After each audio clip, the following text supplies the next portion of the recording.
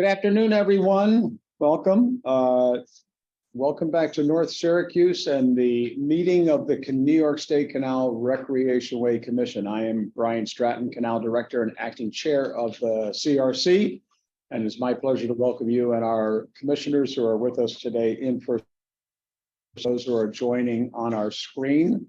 Our thanks to all of you who have traveled here to Syracuse today and those who have joined us on the screen. I also want to pay a special thanks to Commissioner Natalie Stetson for this morning for hosting us on a wonderful tour, and with Erie Canal Research Fellow Renee Berry for their work, and the amazing work that we are doing to learn the true narrative of the building and what came to be the Erie Canal. And it's a wonderful story. Certainly something that we want to carry forward as we go into 2025, and we're looking at the bicentennial to be able to tell the inclusive story of the Erie Canal. So Natalie, thank you very much for that. That was a wonderful tour. We need to get back to the Erie Canal Museum very, very soon. We're not going to follow the usual procedure today, but for expedience sake, we're going to move along very quickly. And let me take the opportunity to introduce the commissioners who are here with us in Syracuse within the conference room. And I'll go to left around the table, Natalie Stetson, Commissioner Natalie Stetson, who is the Executive Director of the Erie Canal Museum. To Natalie's immediate right is Commissioner Ken DeRoller, Commissioner from our CRC and former Orleans County legislature. Rebecca Hughes is to my left, Executive Deputy Director. Ambrose Barbuto is to my right, Director of Waterways Maintenance. I just changed, Ambrose. I have to keep up with it. To Ambrose's right, Bob Radliff, Executive Director of the Erie Canalway National Heritage Corridor. Welcome, Bob. Commissioner Cal Wysakowski is right next to Bob. I appreciate that call. Thank you very much. Cal's got many titles. And what's your title today? Happy. Happy, very good. And finally, Douglas Cole is with us. Doug is a CRC commissioner, also from, what is your engineering company? Prime Group. Okay. Prime Engineering in Schenectady, New York. Wonderful Schenectady. With us, commissioners that are on screen. I'll go from the top. Michelle Bernard, you can wave. Dan Wiles, Commissioner Dan Wiles. We were supposed to have Frappatorti and Steve Iacchetta, but I do not see them. If they come on board, we will certainly introduce them. I'm going to introduce the other speakers as you speak, and certainly all of you who have joined. We have several guests on with us today. We will be sure to introduce everyone as you have the opportunity to speak. So thank you for your indulgence as we go through that part. We have state agency representatives with us today.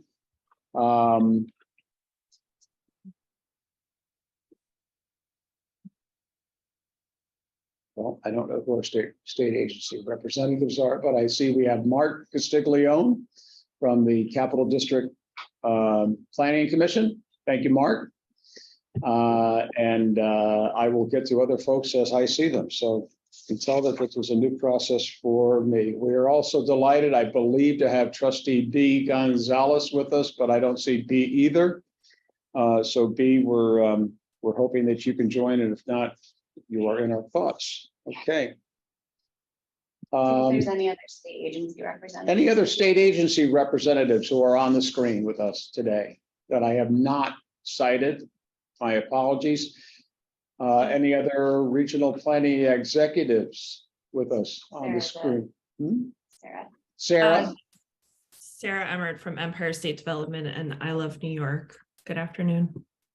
Thank you very much, Sarah. We know Ross is traveling, and we are so happy that you are able to join with us today. So my apologies if I have overlooked that. I understand we have a quorum, and we are going to proceed right away to call meeting number 112 of the Canal Recreationway Commission to order. And of course, the first action of all of our meetings is to approve the minutes from the previous meeting number 111, which was held in person and virtually in Albany on Friday, February 3rd, 2022. Has everyone received the minutes, and have you all had the opportunity to review them? Before we take a vote to approve the minutes, we're going to ask if there's any changes to the minutes. Anyone have any proposed changes to the minutes? Seeing no changes, may I have a motion to approve the minutes? Moved by Commissioner DeRoller, second by Commissioner Stetson. All those in favor of approving the minutes as is, say aye. Aye. Opposed, say no. The minutes are passed. Thank you very much. We're going to move on to our first item on the agenda, and the agenda is before you, and that is to hear a report on winter maintenance and our canal opening day. And back with us again to my immediate right is Ambrose, Director of Waterways Maintenance. Ambrose, welcome and take it away. Thank you, Brian. Thank you for having me. I know we've got a presentation here, so if you might get. So I'm going to talk a little bit about a variety of topics. The first being our canal safety update. Give it a sec. Yeah, next. Get the toolbar off of there in a minute. Yeah, it'll go.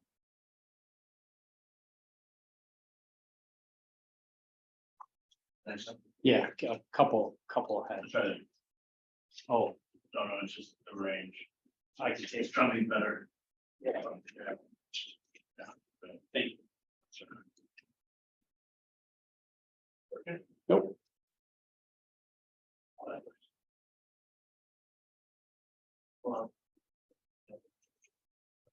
Hold on. Please bear with us while we connect Ambrose to his presentation. Okay, yep, next one. Okay, there we are. Thanks, Mike.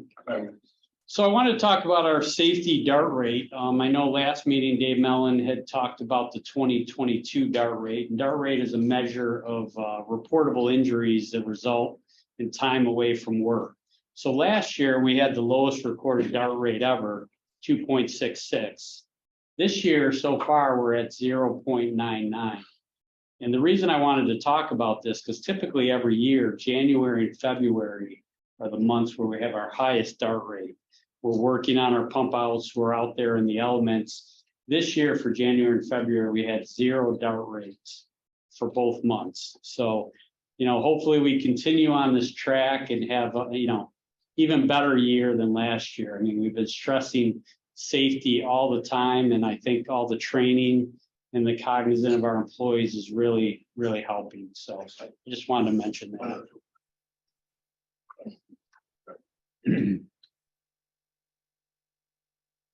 Okay, so I want to talk a little bit about our winter work program. So this year we have pump outs in all 8 sections. Right now, they're all on track and, scheduled to be completed in time for our canal opening. So no concerns there. We have quite a few emergent work that's going on right now. Those are projects that have developed over the course of the winter, weren't really planned. But all those as well are on schedule. There's some major ones like the Park Ave lift bridge in Brockport. We're doing some work on the Glens Falls feeder. And again, we've been meeting regularly, and those are all scheduled to be completed as well. Some other items, you may know we're in the process of moving our Utica section maintenance folks to a new building in Rome, New York, close to the Griffiths Air Force Base. So we're doing quite a bit of work on that building to get our folks in there later this year, because when the Utica Inner Harbor was flooded out a few years ago, we relocated those forces to basically trailers at Lock 19. So it's going to be great to have an actual home for them again, so they can complete all that critical maintenance work. Is that Lock 3, Ambrose? I believe it is. Okay. Yep. Beautiful. Mike, you want to go to the next one? Yeah, this one's not working. So I want to talk a little bit about the canal season opening. As I said, all our winter work is on schedule, so we are scheduled to be open Friday, May 19th, which we're all looking forward to that. In the Rochester area on what we call the 17-mile pool from lock 30 to 32, we are going to open a week early in anticipation of the PGA Championship golf event for our tour boats. They've got some special tours scheduled to align with all the folks coming into town for that event. So that should be pretty exciting, having it right here in our backyard in Rochester. So we're getting ready for that. And as of right now, everything looks like it's good to go. So, And why is it important that the PGA golf event, which is being held at Oakville Country Club, why is that important to the canal? because we supply the water to Thank you. Oak for all their water. Yeah, for years, since 1936? That's what I makes the believe? green so green. That's right, it's that canal water. So yeah, so we're looking forward to that. Hopefully Mother Nature helps us out and we, that doesn't stop us, but we're in good shape. So next slide. So just a little bit on staffing, we continue permanent hires as, we've got some recent retirements, coming up here. So, we continue on that process. This time of year, we make a big push to bring in over 200 seasonal employees for the season. They do everything from working at the locks, working on our vessels, embankment walkers that help us patrol the canal embankments. So we're in the process of bringing all those folks on right now. So, we're probably about halfway there, but making good progress. And regarding recruitment, our HR team has been going to quite a few job fairs, working with places like BOCES, just to try to boost recruitment here and tell people, what the Canal Corporation is all about and why it's such a great place to work. So that's been a big help as well. Anything you can do for people that would like to apply? Is there any central Sure. clearinghouse, any website? There's a lot of information on our website. On our website, canals.ny.gov. Right. If you We want to often go to Canal. Put information on social media. So there's quite a bit of information out there about working for canals. Ambrose, if I could jump in quickly on that too. We're also recruiting through the area employment opportunity centers or EOCs that are often programs affiliated with DOL's local recruitment and job training centers. And we're also now working with Our Ability, or at least initiating a formal engagement with them. They screen job postings for ableist language. So focusing on the duties to be performed as opposed to how they're performed. And I think that's really, an exciting thing about working for the canal is that we do on the job training. You don't necessarily have specialized skills coming in. And for any commissioners or others that want to help us with recruitment, that helps us to keep those longer hours so that we have coverage. And if you want kind of personalized for your region job posting, hiring notices that you can push out through social media, we can provide those for you. So we've got some nice graphics that you can put into a social media post to help spread the word that there's job opportunities for, your college students, retirees, people of all different backgrounds and abilities. We welcome them to come and, learn on the job with us. And that's a good point, Rebecca. I mean, for us to fulfill the hours that we want to schedule for the canal season, we need just about everybody that we ask for. There's no excess there. So, if we're a certain section doesn't get 3 or 4 seasonal employees that we need, that's where we kind of get, into an issue of being able to provide those hours. So we're about halfway there. We're about 5 or 6 weeks away from opening day. Would you say we're where we should be, or we're probably a little behind. Okay, so let's get those folks on board, and let's commissioners, if you know people who would like to work on the canal within your particular section or other sections, please use your your networking capabilities to get that word out. Thank you. So if I could just make one more note too, I would be remiss if I didn't note that, we've had a lot of focus on the Canalway Trail.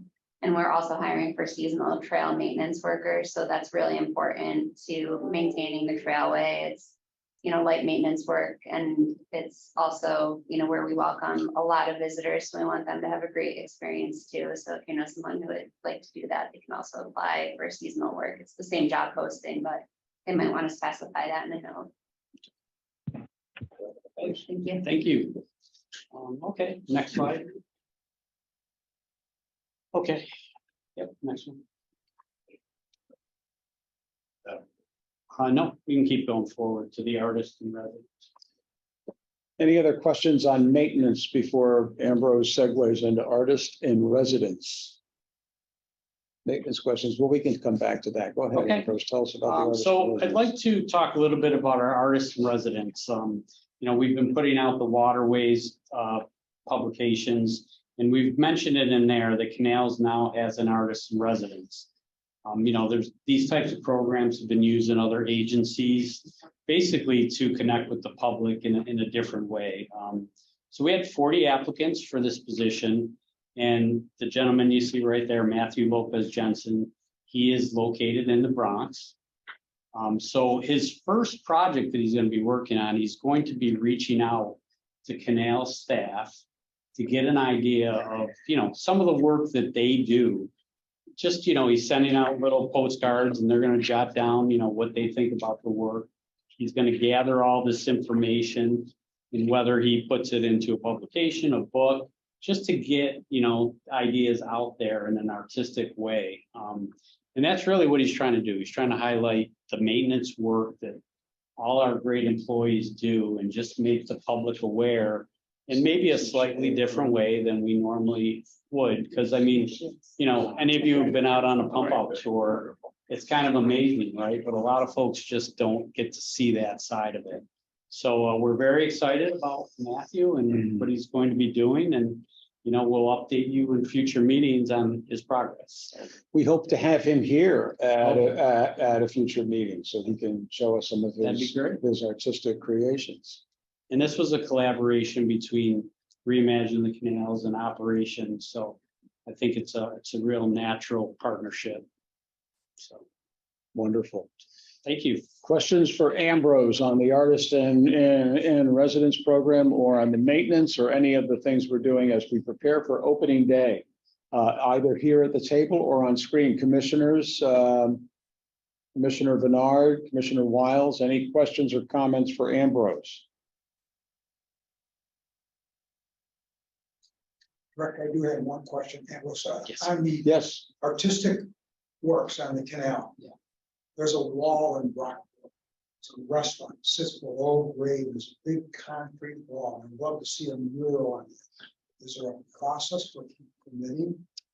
Well, it depends. Is it a canal wall or is it a Canal private? wall. Okay. There's a canal. Yeah, so we have done permits in other locations. We've worked with artists, so we can connect more on that, but Yeah. there I is just a wanna- process in place, yes. Okay. Thank you. What's the name of that restaurant again, Ken? I've eaten there many times too. On the tip of my tongue too. Stone's End or something? I Yeah. can't remember. Okay. Yeah, Right at Main Street, right I next to know the which one you're bridge. talking about. I've been there myself. Can everybody hear us on screen? Yes? Yes, Okay, wonderful. I thank you, Ambrose, for that wonderful program. We look forward to Matthew coming before us next time. Joining us next for an update on canal revitalization efforts are Canal's Executive Deputy Director Rebecca Hughes and NIPA Vice President for Reimagine the Canals, Angelin Chandler. Rebecca is here in person. Angelin is on screen. I will introduce them both. Who wants to go first? I'll start it off. Go ahead. All right, next You slide. can please. try. Yeah. Thank you. So good afternoon, commissioners, colleagues, others in attendance. I'm really excited to share with you an update that Angelin and I presented to our NIPA Board of Trustees and Canal's Board of Directors about 2 weeks ago. So we had gone before the board to request capital authorization for our Brockport pedestrian bridge. For Brockport pedestrian bridge as we were advancing that into the construction phase. And the board was really hungry for an update on the overarching strategy for Reimagine the Canals. And this gave me a great opportunity to reflect on where we were 2 years ago when I joined Canals to where we are now. And, I would say the overarching theme is around transparency and just, collecting a lot of different perspectives and trying to reflect those to generate the greatest good for the greatest number in this initiative. And you'll see that, Reimagine the Canals is one component. But overall, I think of our long-term strategy as canal revitalization, something that includes Reimagine the Canals, but also investing deeply in our operating navigable canal system. Next slide, please.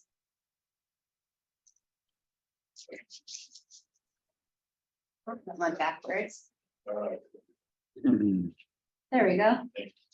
So I think about this, of course, the bicentennial is upon us, and that's top of mind for everyone. But when I think about canal revitalization, I'm very much thinking about that 3rd century of operation. This is a concept and terminology that Erie Canalway has, begun to adopt. I think it's really inspiring to think about the fact that, embedded in this is the assurance that there will be a 3rd century of operation of the New York State canal system. And I think what's really exciting about it is that none of us will define what that looks like, right? We know it's really a legacy that we're leaving for generations to come, for our children, our grandchildren, and everyone after them. So I think about Reimagine as setting the stage for those next generations that will come after us. Next slide, please. There we go. So there's a lot of words on this slide. My talking point for it is really just that, at its heart, the driving forces, the goals and priorities of Reimagine the Canals being economic development and climate resilience have not changed. However, we've really shifted our investment criteria since the program was introduced. And we're thinking holistically, not about Reimagine as, a standalone initiative or something that can exist in a vacuum, but rather just one component of revitalizing the canal system for that 3rd century. Next slide, please. I'm going to preach to the choir for a second. So, when Reimagine the Canals was first introduced, our stakeholders and communities, yourselves included, expressed really valid concerns about changes that were, proposed for canal operations, everything from shortening the season to shortening of navigation hours, as well as a lot of, really divergent proposals around how to control costs and liability on the canal system. And I think a really, highlight worthy change over the last 2 years is a shift in favor of listening to our canal constituents. So in the picture here, our president, Justin Driscoll, is pictured with Director Stratton and with Mayor Jonathan Taylor from Newark. Mayor Taylor is kind of casting a vision here for canal side development that's part of their economic development plan, capitalizing on quality of life that comes with waterfront living, outdoor recreation. He's talking about boater amenities. They offer free showers and laundry services, and that causes a lot of people to want to stop and spend time in Newark. Brian's got a favorite ice cream shop right behind in this photo. Open at 10 o'clock. Yeah, later than the canal. So, I think this is simple, but it's important to highlight. And, I think as Ambrose described pump outs, when we talk about a truncated navigation season because of the amount of winter work that we need to do deep rehabilitation in the locks, the past 2 seasons, we've welcomed folks out for pump out tours. When you're standing in the depths of the lock chamber and looking at a scour hole and hearing from the lock staff about how they've just continued to scrape back so that they could get to a secure piece of concrete to affix, a new scaffolding and to stabilize that structure. And they haven't gotten there yet. And they're, engineering in real time to stabilize the lock. Maybe you're hearing about how gates used to be elevated on inflatable bags so that work could be done underneath them. But now we're bringing in cranes to remove the gates and, where there's space, place them next to the lock so that they can be rehabilitated more safely, avoiding workplace injuries, providing better conditions and ergonomics for our staff.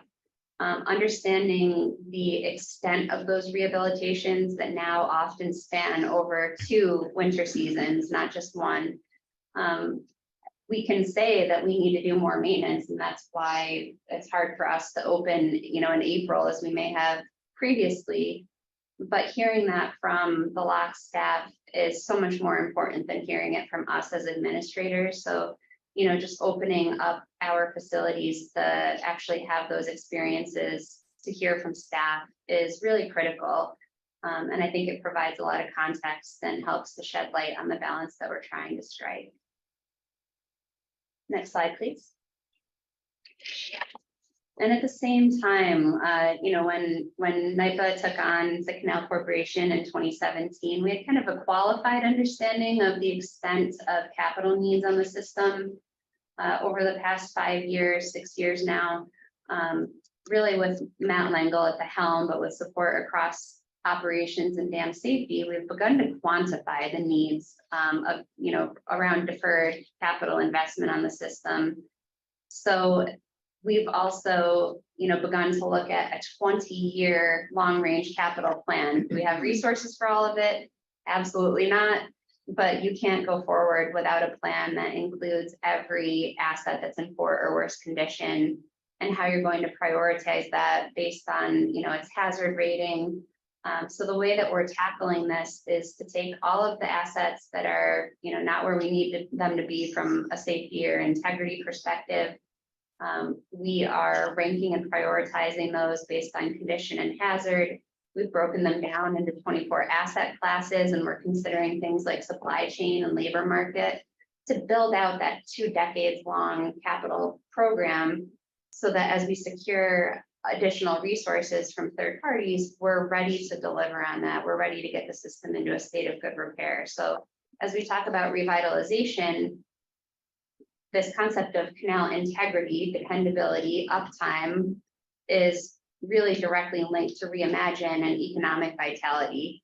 We can't build economic benefits on top of a system that's not structurally stable. And likewise, we also can't look ahead to the benefits of that, unless we address both. So our goal is to really get the whole system into a state of good repair so that it can continue again to function for that 3rd century. Excuse me, can we ask questions? Absolutely. Sure. Just a quick one. Is that assessment and that build out that you just described, is that done in-house with existing engineering staff? Or do you have to do consultants for certain pieces of that and then put it all together? How does that recipe come together? It was really Dave Mellon, myself, I'm sure a lot of input from across operations, inputs from our asset management database and all of the inspection reports. And we did have one individual contractor who helped us with some of the analytics and just as a thought partner to think through supply chain and labor market. And then we're making structural changes within NYPA so that we can have better support from project delivery. So as we deal with reservoir dams, they're a great example of where we're taking a design build approach as opposed to design bid build. So when we cluster those assets, we can think about how to address them at scale. And the ones that loom over us are, reservoir dams, earthen embankments, culverts, terminal walls. Those are large scale investments that maybe we can achieve some economies of scale or start to share risk when we take a programmatic approach as opposed to project by project. But it is largely in-house. We've built out a very detailed 3-year capital plan and then a more conceptual rollout for that 20-year time horizon. Is there an executive summary to all of that? I mean, I would love to see how how, maybe an overview. Yeah, Does so the commissioner actually, just- on May 25th, we will be presenting on the capital program to our board, and that is a public meeting. Okay. So you're welcome to attend that, and I'd also be happy to work with Dave to bring it to the next meeting as well. And I think this is a really important dialogue to have, so that we can all wrap our heads around the need, so that we can keep the system going. So yes, thank you. I would love to see a report in the future on that. Again, not all the detail. I'm sure there's hundreds and hundreds of pages. Don't even have construction documents, bid documents, it's just sort of, the And lay of it the is land. it's pretty conceptual at this point, but it's moving us in the right direction. So we'll be Thank you. happy to share an overview of that. The idea of a 20-year plan sounds very cool, like that, because. So I've been involved in the artist residence project and just thinking about this need to talk about the maintenance done on the canal, sharing that with the public, so the public understands that. It's like 8 locks that have pump outs each year. There are enough locks that in order to get through the entire system, that when you get to the end, you gotta start back at the beginning again. Right. The number of years it takes to do a pump out for all the locks. It's many years, and just the idea that in order to think about getting the canal to a place of maintenance where maybe the navigation season could be a week or 2 longer because the maintenance is at a point that you don't need quite as much time. That might take 20 years, and that whole concept could be a really interesting thing to bring to Matt as he's working on this project. Saying, yeah, we're thinking 20 years ahead in the maintenance of this body of water. It's very cool. This sounds, I'd be interested in attending the meeting on the 20th as well. That's great. I'm so glad that's of interest to everyone. I think it drives me every day. And I think about this, in a very holistic way, and it's inextricable from all of the other benefits that we're trying to advance. So I'm glad that you're interested. Next slide, please. So the way I've been thinking about this is, and as we're upon the bicentennial, I think this is especially important. A canal system that celebrates its iconic past and is revitalized for future generations.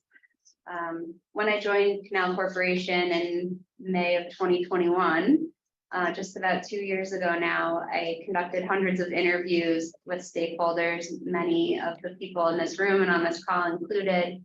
And I asked each person, what's the thing that unites canal operations and reimagine the canals? And there wasn't a single answer to that. So my goal for 2023 is, that we, from the LOC staff level through executive leadership within NIPA and canals across the CRC and our stakeholders, really begin to embrace this concept of canal revitalization. And, Ambrose highlighted the staffing constraints that we have. That's really hard for the staff that are trying to do more, with fewer people. And we want them to know that they're part of something much larger, that we are dependent on them to do this really cool work and to be part of a bigger vision. So to the extent that, you see opportunities to get this messaging out, we would welcome that.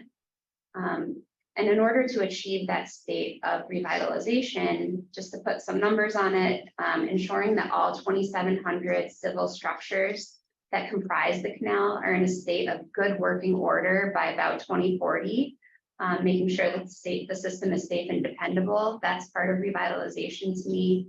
And investing Reimagine the Canal's funds to grow local economies by attracting businesses, expanding access to housing, increasing recreational tourism, making sure, and this is a Clint Brown quote, places that people want to live are places that people want to visit. And I think there's a lot more that we can do to focus on quality of life as a means to attract tourism. And this is something Bob Provost shares a lot too, that this is a trend within the tourism industry, that if we focus just on those end users, tourists, that can actually be detrimental to local economies. We see that play out in Lake Placid and many other places. So quality of life is a foundation, affordability, as we hear Governor Hochul talk about a lot. A lot of these communities have market rate affordable housing. So can we use that waterfront benefit and unique attraction to, build up and bolster upstate populations, give people an opportunity to own a home and to be able to have a place where they can have the health benefits of recreating outside. Like, those are drivers for reimagining. Yes. big piece, especially leveraging off the new budget, hopefully. We've got some opportunities for some developers that want to For house development along the way. Yeah, I think we would love to definitely a priority this year, looking at, what are the trends in housing development? How can we capitalize on that to make sure that we're attracting, mixed use developers who are thinking about the environment, who are thinking about the ability to age in place, who are thinking about veterans housing, and those affordable, amenities that a lot of people that have eluded a lot of New Yorkers. We've got a real crisis. So we've got 2 task force going on that issue and all kinds of mixed use housing. The Canal corridor's got some opportunities. I'd love to talk more about that. It's in that plan that That's great. And I believe that, oh wait, I have one more slide. Next slide, please. So by strategically prioritizing investments that improve safety and drive economic benefit and climate resilience, we can ensure that the canal system continues to drive upstate economies for generations to come. This is the yes and, it's not a no but. So we know that investing just in the infrastructure or just in amenities is not going to take us to where we need to go. So we've got to strategically identify investments that can serve both of those purposes, and where the sum is, greater than its parts, right? We're looking for that triple bottom line as we make investments in the future. And with that, I'm going to turn it over to Angeline Chandler, our Vice President for Planning, to talk about a couple examples of projects that really illustrate this in a way that's very tangible. So Angeline and Mike, next slide, please. Great, thanks Rebecca, and good afternoon, everyone. As an example of the pivot that Rebecca just described, I'd like to tell you about Sylvan Beach, a summer community located just 30 minutes northeast of Syracuse on Oneida Lake. In May of 2022, the Oneida Nation opened a $35 million resort in the heart of this community's recreational zone called the Cove at Sylvan Beach. There are 70 cottages there that rent for up to $3,800 a week, and each cottage comes with its own pontoon boat and dedicated slip. This project's been an economic success. However, the increased boating traffic on the lake has increased the number of less experienced boaters navigating around a deteriorated pier and breakwater owned by Canals. The pier and breakwater is more than a half-mile long, extending into the lake. And due to safety concerns and its deteriorating condition, the pier has been closed to the public since 1966.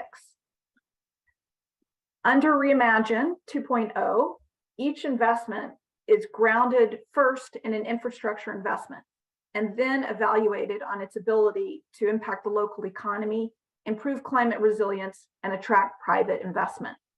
We are evaluating a Reimagine investment, and it would be a large one, in rehabilitating this pier and breakwater.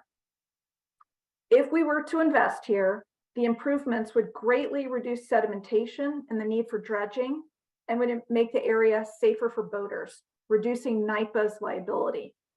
Our investment would also improve the likelihood of expanded development in the area, increasing revenues from tourism. Next slide, please. And if others could just mute, please, if you're not presenting. In picturesque Medina, New York, the high wall carrying the Empire State Trail along the canal and through downtown is crumbling. The spalling concrete has led to dangerous cycling conditions and has led us to curtailing our On the Canals programming in this part of Medina.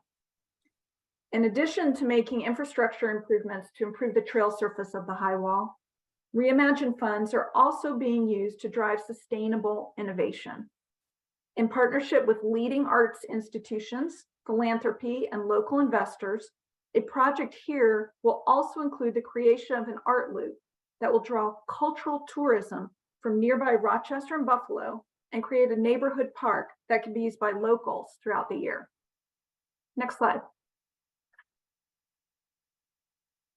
The Brockport pedestrian bridge, which Rebecca mentioned was the reason for going before the board, is one of the original 5 capital projects identified in the January 2020 release of the Reimagine the Canals Task Force report. And we are starting construction on this project now. The project was designed prior to developing the concept of Reimagine 2.0, so it does not include our foundational strategy of addressing an underlying infrastructural need. However, through partnerships, we have successfully attracted a $2 million grant from the Ralph C. Wilson Jr. Foundation, which seeks to fund projects that improve community health outcomes in Western New York.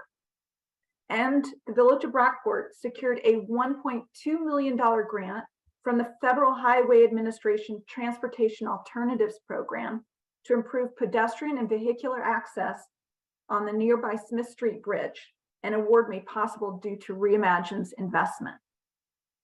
Ultimately, the project will improve access to Brockport's downtown business district and will be part of their broader path to economic revitalization that prioritizes outdoor recreation on the canal and trail. Thank you. That's wonderful. Do you have anything else to add? I'd just like to open it up for any questions that anyone might have, about the strategy. I think it really does draw from a lot of the great foundation that's been laid by the CRC. That's really important to note here, that this is not a wholly unique or independent work. It's really looking back at the work that the commission has done to set this vision for a recreational driver for the upstate economy. So thank you for all of your dedication and the work that's been done in the over recent decades to get the canal to where it is today. And this is really about stewardship, looking into that 3rd century, and we have the right partners for that. We have all the right passions and the right capabilities and knowledge within our community. And every day I feel, I begin to feel daunted, and I just remind myself that failure is not an option, right? So when we keep that mentality, we can start to find scalable solutions. And that's really important, because 524 miles of canal system is a lot. It's really diverse, and there's challenges every day. We've had, some challenges today, but we've got to just keep our eye on that prize. Any questions? I can, Bob. if I may. Yeah, thank you very much for all the work you're doing, Dr. Stratton, Rebecca, and everybody. We've had many conversations about these types of things, and I want to give Rebecca full credit for the 3rd century of operation. She's the one who coined the phrase. We just jumped on it and grabbed it and started using it. But I do want to just let you know that to the extent that we have a relationship with the National Park Service and the federal government in terms of trying to bring more resources to the table for capital improvements and support your work, as you know, we stand ready and happy to help wherever we can leverage those kind of resources built upon your plans and help make the case to bring in federal resources to the extent that's possible. So please don't hesitate to call upon us to help you do that. We won't hesitate. We do have over $60 million in federal grant applications out for review from the feds currently. So we are pursuing third-party funding. Joelle Murney-Karsten, our newest team member representative from public engagement and government relations for Central New York, found a US DOT RAISE grant, a discretionary fund. We were able to very quickly pull an application together for trail rehabilitation under their transportation alternatives program. Bob stepped right up to the plate and helped us secure letters of support from our United States representatives, which definitely strengthen our competitiveness for a program like that. We've also got several applications out for FEMA funds through their hazard grant mitigation program and their BRIC program, building resilient infrastructure. If anyone sees opportunities that we may have missed, don't hesitate to share them. I have a lingering feeling that we don't know what we don't know. And I know with a lot of different agencies administering federal funds, it's possible that we would overlook those. So I think as we share a little bit more detail about the asset classes in that long range capital plan, that'll help those be top of mind for you as you see opportunities arise. And we want to make sure that we are going after everything that makes sense for us to go after. Thank you, Bob.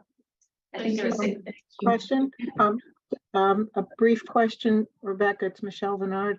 That executive summary of the 20-year capital plan on the 25th of May, will that be an open meeting? Can commissioners participate, or what? We always have, our public board meetings are subject to open meeting law. They're live streamed and they are live streamed. So participation is somewhat limited, but you can watch the meeting in real time. Okay. And as I said, I'm always happy to follow up, with a presentation like today to just recap what's being shared with the board. I'm not positive about that agenda. It needs to be finalized still, but I anticipate that. Thank you. I think that'd be important for us, for obviously planning for the future. Thank you. Yeah, we'd be happy to have you there. Thank you, Michelle. Cal, Neil Murphy's up there too. He's talking. Neil, you're on mute. Uh-oh. Okay. You're on mute, Neil. Uh-oh. Here we go. There we Yeah. go. I just wanted to make a couple of comments, and these are comments from a much older planning effort around the reimagining of the canals of New York State. But there's some big picture things that we had talked about in that effort. One was modifications to the canals in order to help mitigate future impact of climate change impacts to New York State. That could well be the conveyance of water to certain areas that would need that water under extreme drought conditions. It could also be coming up with ways that in excessive precipitation events to maybe helping to reduce the amount of water in certain areas. The other thing that we talked quite a bit about was the interconnection of as many of our canals as possible in New York State, so it becomes, to the extent it can be, an integrated network of capacity to convey water around New York State. And then I think the last thing was to help mitigate the impact of invasive species. Because we have ships that come into New York Harbor that have invasive species that wind up in the ballast water in moving the Hudson River.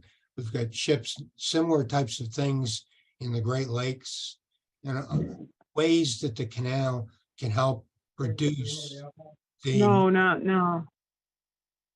Someone on by phone, if you mute, please. I'm in a meeting.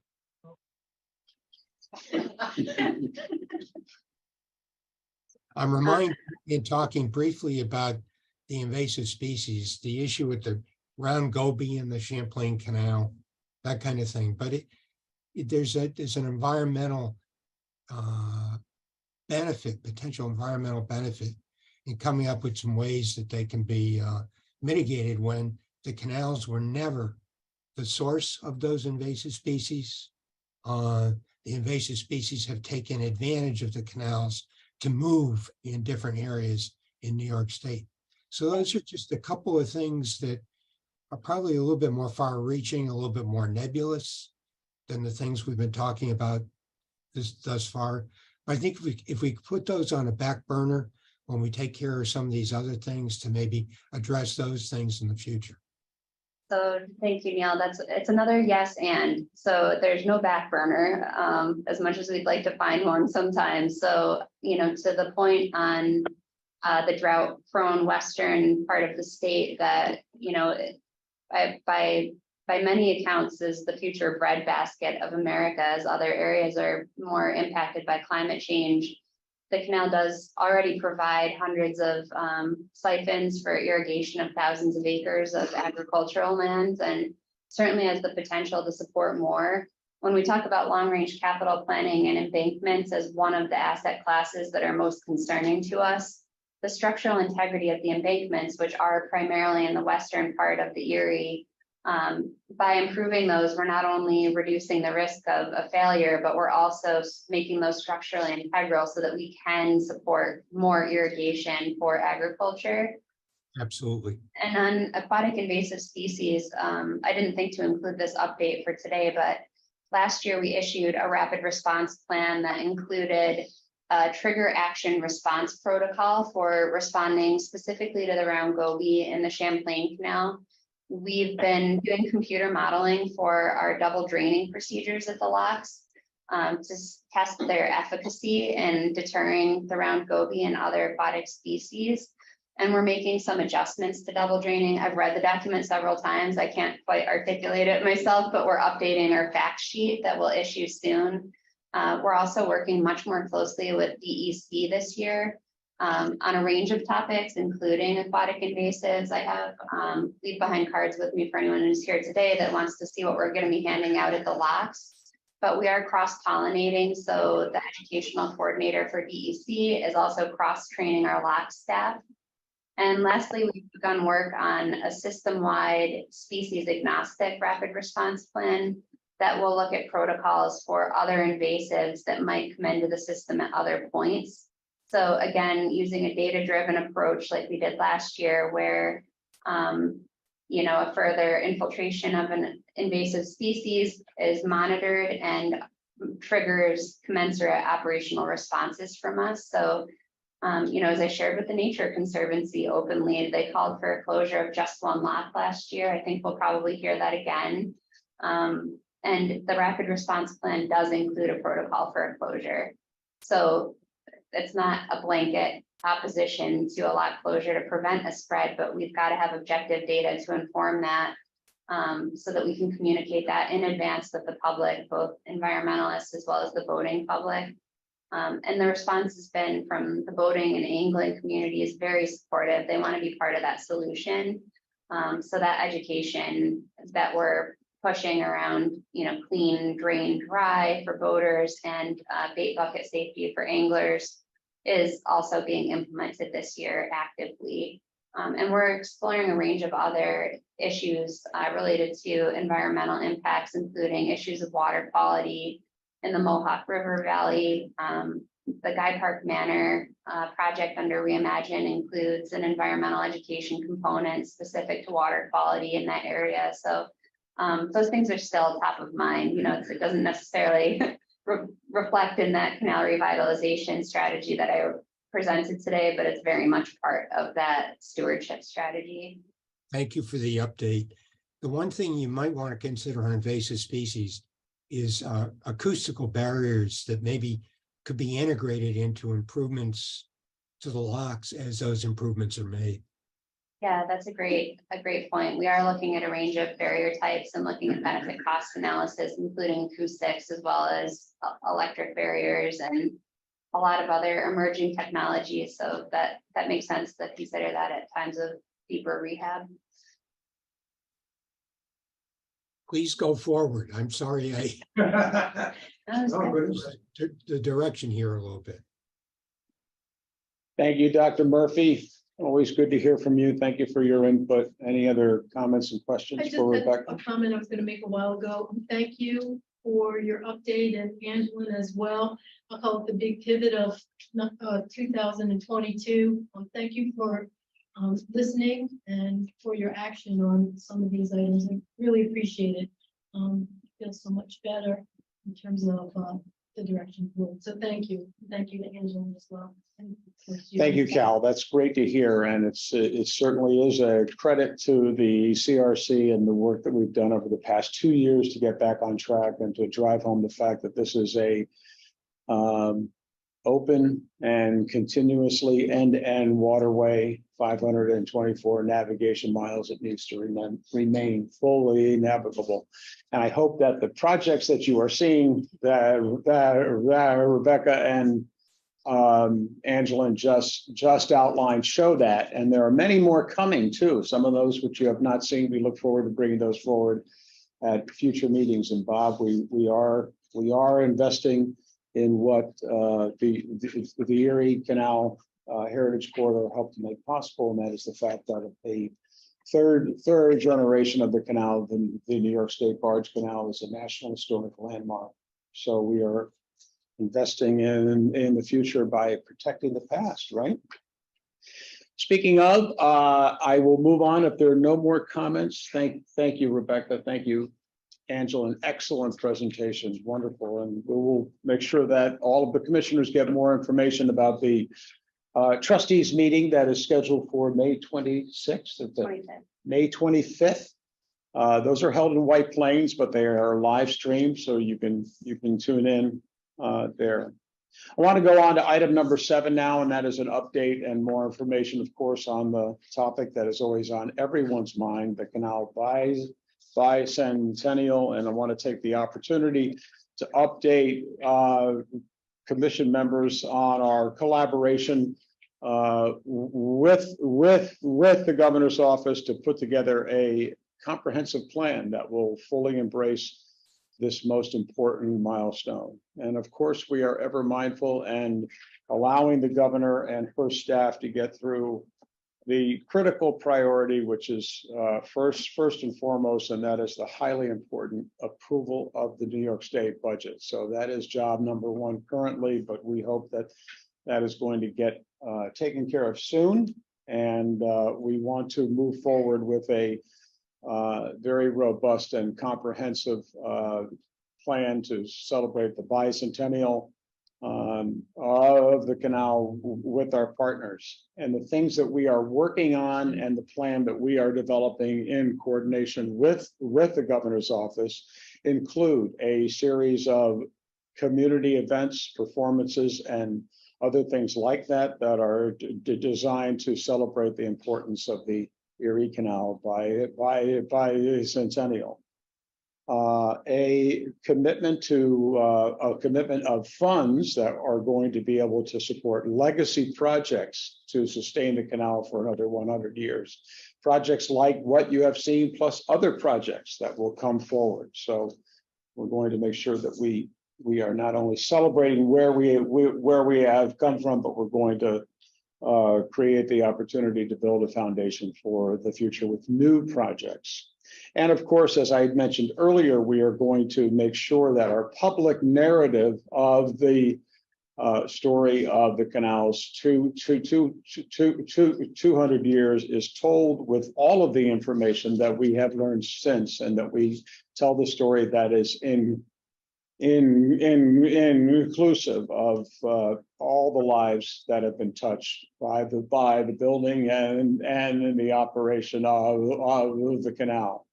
And some of those stories are not always happy stories, but they need to be told. So we are going to make sure, as we continue to work with Natalie and with Renee, that we move forward to that. And I know Natalie has got some very exciting plans to move the Erie Canal Museum forward for the next 100 years. And I'm sure you'll want to talk about that. So that is part of the plan. We're also going to bring back our very popular bicentennial forum series, which we paused during the COVID period, but we found out that was a very popular series, very informative series, and we have no shortage of topics to be able to share about that. So we're going to again partner with the state university system and host a series of bicentennial forums that will begin hopefully soon. And the only challenge is to what we will talk about first. So we'll make sure that we go that. And we're going to make sure that we continue to work in close collaboration and in partnership, not only with this body, but also with our great partners at the Erie Canal National Heritage Corridor. And I know Bob is going to share some of his thoughts on that and the work that they are doing and that we are doing together. And of course, we're putting great energy and plans into bringing the World Canals Conference to Buffalo, which will be coming in September of 2025. And we need to prepare for Poland. I'm still struggling to say the name of the wonderful city in Poland. Bydgoszcz, Poland. Thank you, Cal. Yes. Thank you. Wysokoski. She's got an advantage. Cal is going to be leading the delegation to Bydgoszcz. as we go there, and that is coming up a year from June.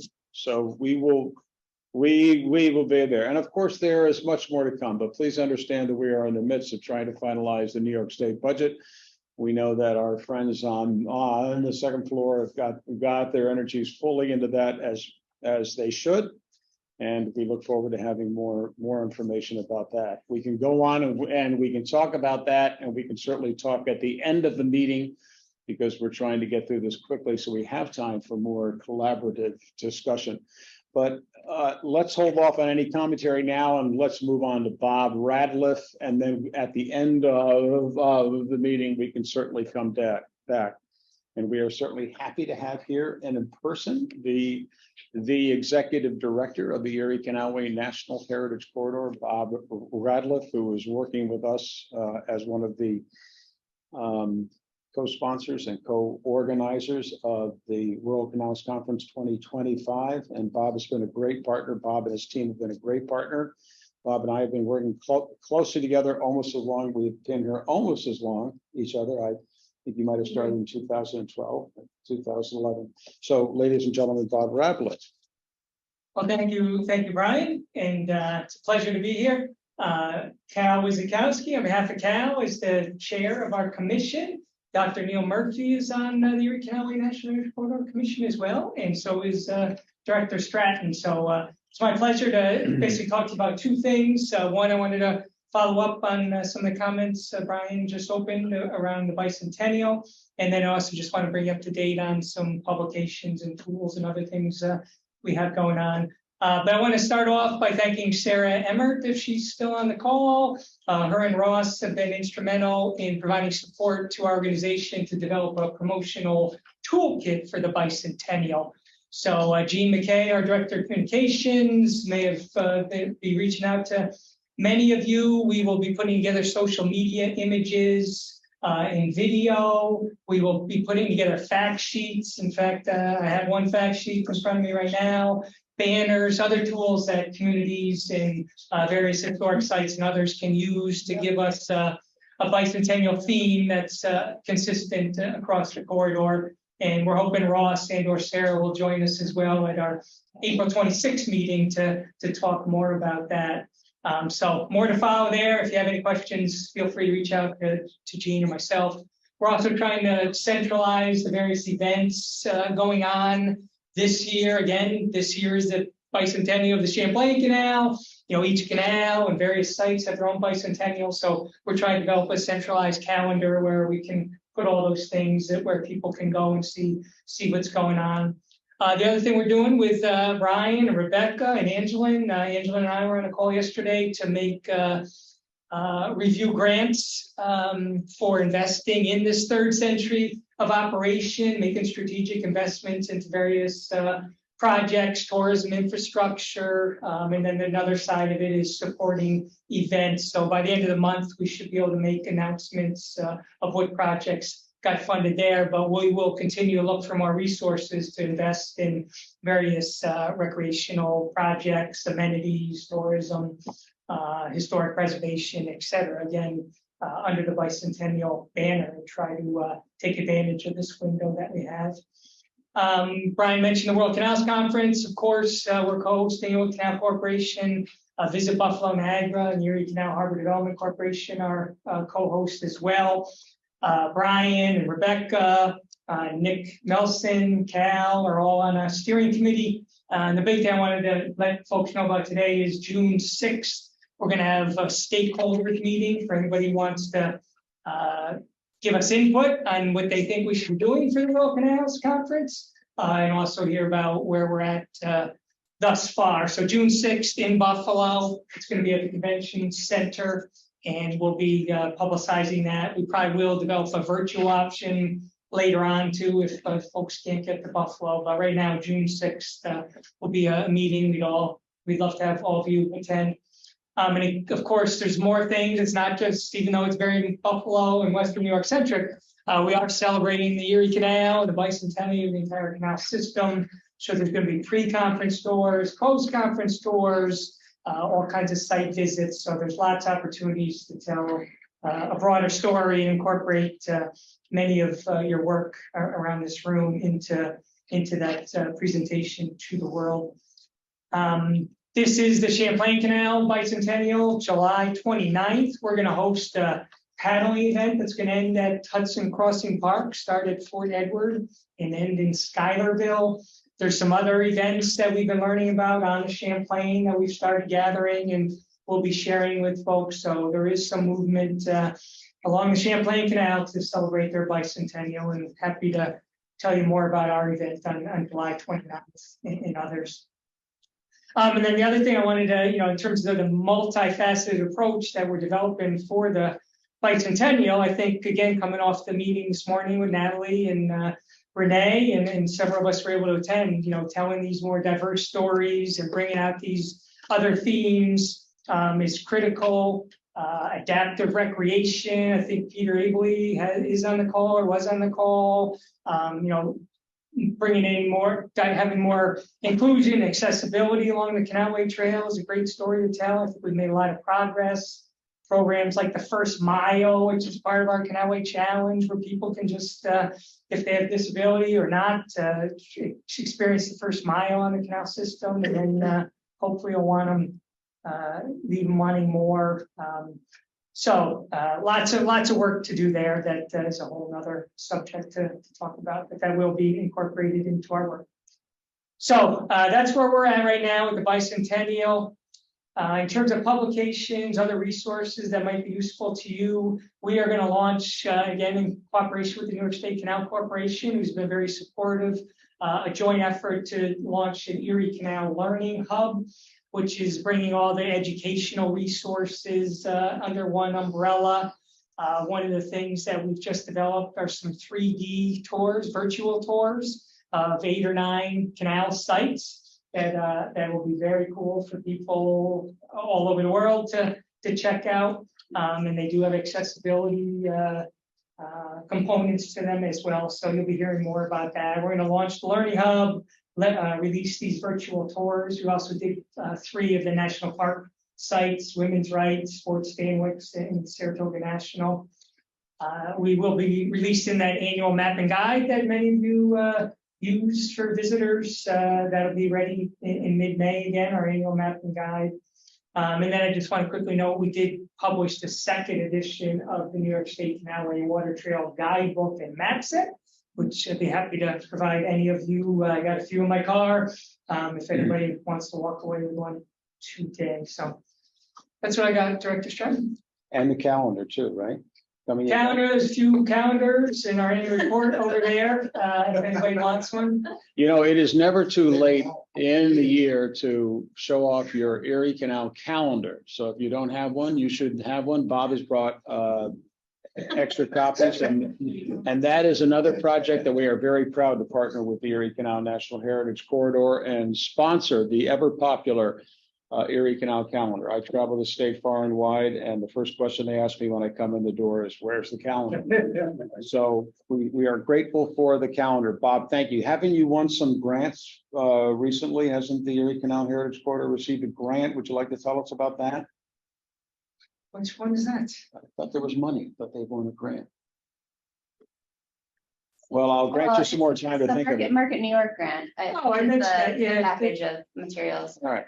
Yeah, that was to support the bicentennial promotional toolkit. So there is a toolkit program, and since most of our commissioners deal with their own communities and other communities, so every community that wants to begin to plan their individual bicentennial program or event can get one of these toolkits to help guide them through the process, right? Yes, but they're not available but yet. But they are coming soon. Yes. That is our, okay, coming soon. Thank you very much. Thank you, Bob. We'll look forward to more information about that. So that is going to help us to plan for the bicentennial. Also, questions for Bob? That was a great job, and no script. I'm amazed.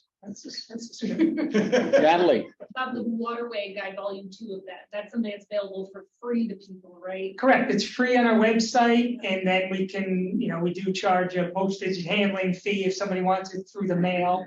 But again, I'm happy to give you one before you leave today. if you- Right, well, I don't have one of the new ones, but it's something our visitors ask about a lot. And I know before we talked, like, it's not something we can sell in our gift shop. Right. Because it's not something that has a cost to it. Right. And so we usually just direct people to your website if they want one, but it doesn't help them at the moment when they come, so. Yep, it's a mile by mile description of the canal system, so we find that even not just for paddlers, but bicyclists, people in cars, it describes amenities, other things along the trail that find useful. So just to recap, those dates that you mentioned, April 26th will be the next commission meeting at the Erie Canal Commission meeting online, right? Virtual. Correct, open to the public, We'll but get, virtual, we'll get to the in-person one soon enough, right? June 21st. June 6th will be the World Canals Conference stakeholders meeting in Buffalo at the Convention Center. Is that an afternoon meeting, a morning meeting? Mid-morning to mid-afternoon. Mid-morning. That's a Tuesday meeting. So those of us who are coming from across the state will go in on the 5th and maybe plan something else to do. So June 6th, mark that on your calendar, Tuesday, June 6th. And then July 29th, a paddling event to celebrate the bicentennial of the Champlain Canal in Schuylerville.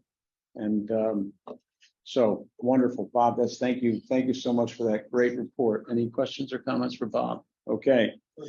We're going to move on now to new business. We don't have any property items on the agenda, but I'm sure we'll get some coming up in future meetings. So now I would like to ask if there are any members, any commission members who would like to bring new business before the board, before the commission. Items of new business. I have something. Go ahead, Commissioner Dan Wiles, live I'm from gonna be- the Samuel Center. I'm going to be reading from a script. We have a program coming up on the 20th of May, and we're going to have internationally respected maritime history artist Len Tentillo and renowned marine archaeologist Art Cohen. They'll be presenting on a program on how art and archaeology combine to create historically accurate images of the past. This is being held at the Samuel Center for Canal History here in Port Byron. It's located just 3 miles off the thruway, and we're only half a mile from the Port Byron Old Erie Canal Heritage Park. So you can come for the afternoon and have a good time on the 20th of May. It's a Saturday, 2 o'clock is the presentation. That is great, Commissioner. Thank you very much. And there's also a educational component for K through 12 or younger students on May 19th. Is that correct? They're going to have a couple of programs at the Port Byron School. I think one for high schoolers, and then a 4th grade version will be held at the Samuel Center on Friday the 19th. I think noon. Yeah. Wonderful. That's great. So that is Art Cohen and Len Tentillo presenting the connection between art and archaeology. And as you know, Art Cohen is the force behind the discovery of nearly 50 canal wrecks at the bottom of Seneca Lake, and including our first ever discovered packet boat, which marine artist Len Tentillo brought vividly to life in a beautiful painting, a copy of which hangs in your office. So you won't want to miss that Saturday, May 20th, and it starts at 2 p.m., right? Correct. Yeah, it's going to be good. Wonderful. Yep. I'm looking forward to getting out there, and I'm going to leave extra time so I can stop at one of my favorite ice cream stands in Weedsport, which is right down the road from Port Byron. So please come to that. That will be a great presentation. Thank you. Yeah, ice cream is walking distance from the center. Even better. Yes. I'm sorry. I was just curious when the Director Stratton favorite ice creams were on the canal list. Well, there's a lot of competition for the books that are going to be written after I leave. One is going to center on soups. One will center on diners, beers, and then we might even get to ice cream. So, Each course. Yeah, just got it all covered. Don't forget the offerings at rest stops. the offering at rest stops. Okay. Ratings, a rating book. Yeah, ratings. Okay, very good. We do serious business here. We can't talk about this. Okay, very good. Any other comments, questions? Thank you, Commissioner Wiles. Any other commissioners? Yes, Commissioner Bernard. Sure. On the, for the opening day on the 19th of May, I'm speaking territorially for the eastern part. Is there anything planned to celebrate the opening day? Well, we were probably planning to have our opening festivities at Lock 2 in Waterford. There is no Yeah. formal program, but we know the media always likes to be there. We would welcome you, Commissioner Bernard, to come down at 6 a.m. and be on hand for the early morning You news. did that on purpose. No. News outlets. Perfect. So I can stay in bed. Thank you. No, you gotta go No, too. we will keep you posted. We don't have a formal program scheduled for opening day, but it is always a wonderful occasion, and there will be Yep. a steady stream of boats lined up, Oh, I know, looking to make their way through Lock 2 and make their way west. and be on up the People have flight. done for 200 years. Okay. Yes, thank you. Thank you, Commissioner. Any other commissioners? New business. Okay, now we're going to go to general members of the public who would like to speak. We have some general members of the public with us here today. We also have staff here today. So Kim, would you like to speak? Introduce yourself because I didn't introduce you. My name is Kim Borsheimer. I work at SK Yardsville Marina in Brewerton, and I've seen many of you, know many of you over the years. And I just have decided to become a little more interested in what the planning functions are of CRC and of course the Canal Corp. And of course, I'm a big advocate for the end user of the canal system. And I was very impressed by your presentation today, Rebecca. It's great. I'm glad to see the revitalization is taking a different direction than it did when it first came out. But I would also like to remind you and those who are involved of the true functionality to the end user of the canal system. And as I've mentioned many times, you know, on the length of season, obviously not going back to what it used to be, but to implore you to reconsider, not for this year, obviously, but to add 2 weeks in the spring and 2 weeks in the fall, because the canal system in its heritage was a vital link between the East Coast to the Great Lakes. So the people that use the canal system predominantly in the beginning and the ends of the season are Great Lake boaters who want to be home for their Memorial Days or want to be home boating for their Columbus Day weekend before they move their boats elsewhere. And by the dates that we have, we basically say as a state of New York, do not come back into our territory. We're closed for business. And from a working facility, we lose a tremendous amount of revenue from that. The first year that they did it, I lost $70,000. So as a small business with seasonality working, that was a huge, huge hit. And I think as all of you sit and plan and do for the big picture, you have to remember that your decisions affect down here. And if you don't support the facilities that are taking care of these people that you want to come through the canal system, then you're going to lose that. So that's why I say, you know, you should review. That's why I implore the 2 weeks on each season. I mean, I have captains that are friends who have lost a lot of revenue in moving boats back and forth on the outside, you know, of those dates. And I honestly, I mean, this year, I don't think any working project started until November that I saw, you know, in looking at what was going on.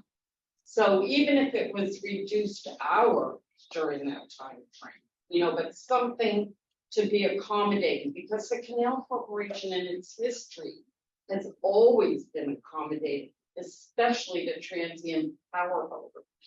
You know, Right. so I think that when NIPA took over the system initially, power voting got thrown out of the window. And so it's slowly coming back. But I think it's taking a long time for it to get there. And I just think that in some of the decision making, you should reach out to us, people in the field, to see how your decisions are affecting that. Because that, people like me go away. Yeah, we don't want that. No, We will have representation at the Great Loop Association meeting in Virginia this year, so that's just as much about answering questions on the Great Loop as it is gathering information, so. Yeah. Staying closer to that is really important. I don't know, Andrew. the Great Loop users are not necessarily the ones affected by those dates. It is the Great Lake voters. Yeah. Okay. Yeah. Those are the people who vote on Lake Michigan or Lake Erie or even Lake, Lake Ontario, Canada, Right. or whatever, People wanna get for their their votes summer, also. and then take their vote elsewhere for their winter. You know what I mean? Yeah. And people are resourceful, and those people have, in the last, probably, since Nike took over, some of those people put their votes on a freighter. Okay, because they're like, I'm going. They would rather support the businesses and facilities that are along the whole way. I mean, it's not just our canal corridor, it's the whole, Ohio, Michigan, New York, on down the coast, and then also by our closing dates being early, you're causing folks to get out on the ocean in hurricane season, which is not really that great. So anyway, I just think that, and then there's also, hours, and there's some things that I think that, I've been there 45 years. So over the years, I've seen a lot of change. I've seen a lot of good investments, bad investments, made by, powers that be that run things, or whatever. But, I would be happy, and there's others that would be happy to give input as, as requested. Thank you for your comments. We have a lot of work to do, and I think Ambrose has shown that. We've certainly shown that. The work that goes on, and obviously we know that it would be wonderful to open up earlier. So we're ever mindful of that. But I hope you see all the wonderful things that we're doing to support the canal system. And Rebecca's absolutely right. We're going to be at the Great Loopers Association. We're meeting in Virginia Beach in a couple of weeks. That first week in May, as they begin to mobilize north. Yep. And into the system, we know that they're a very important economic component, and you service those boats, and they depend upon you. So those larger watercraft that come through. Exactly. And we had a great meeting at your place last summer. If you don't have working service facilities on the waterway, people will not come. Right. I mean, if somebody were to break down somewhere on the canal and you have nothing, why would they come traveling? Not unlike those unfinished travel plazas all on the throughway. We want to see them open, and so because we need to stop as we're going along. So you make a very good point. I will chime in to say it. I hear you, and I'm hearing you very deeply on a personal level. And we want to make sure that this canal system continues to operate. So we don't want to have those voters hung up for weeks because of an unplanned repair. So I think it's striking that balance, but we will get there. We will get the system into an overall state of good repair. Yeah, but we've had, and voters, as long as they're making some progress. I mean, I've been there in years where we were closed for 2 months, and people had to deal with it for sure, and it was frustrating, absolutely. But the canal made it work, got them where they needed to go. You know what I'm saying? And you know, I know that NIPA's, you know, safety is way up here. And I get that, and I appreciate that, and I appreciate all the investment. I mean, we're the only canal system like ours that doesn't charge a toll, which is ridiculous, in my opinion. Because it's a great system and nobody's paying into it. I don't understand why, but you know, whatever it is. I mean, it's kind of that true. it's very crazy to me that that's the case, you know, but I just, you just have to work together. And that's why I'm saying I know it'll never go back to the first Monday of May until Thanksgiving. I mean, I wouldn't even, nobody's really gonna do that anyway. Right. But I think 2 weeks earlier and 2 weeks later, it's not gonna Okay. kill the program that's in effect for repair. All right, we're going to go on because we are coming up against the end of our time allotment. Kim, thank you very much for not only saying those words, but actually being here with us to say them. Showing up as they say, 90% of the book, 90% of the issue, right? Any of our state agency representatives, Sarah, do you have anything to add on behalf of Ross from Empire State Development? Any money that you have? That's always the popular the popular thing to talk about, right? Unfortunately, no, you know, we're in the same boat that other state agencies are in, anxiously waiting for the passage of the budget, you know, to start the rest of our programming for the rest of the year, and to put that into place, hopefully for, you know, projects like Market New York that has been so successful and helpful in the past. I will say in terms of, you know, Canal support, that we still work with our state agency partners at Canals and NIPA, helping to promote the On the Canals program for the summer season that's coming up, you know, through our earned media channels. So that would be our I Love New York website and our social media channels. And looking also again to inviting our state agency partners to attend our press events such as Media Night, which we hope to hold in the beginning of June. Again, just highlighting summer programming and getting consumers excited about planning a trip to New York State this summer. I did want to mention one thing that I think was relevant to earlier discussions about staffing, is that I Love New York and the Division of Tourism has been working with the Department of Labor on virtual job fairs, specifically for the tourism industry and hospitality. We will be holding another tourism-specific job fair on April 26th. It'll be from 11 to 2, and I can certainly send along the link for interested businesses that would like to sign up and participate in that job fair. That would be great. Yep. That's wonderful. all. Please pass that along to us. Pass it to me, pass it to Rebecca.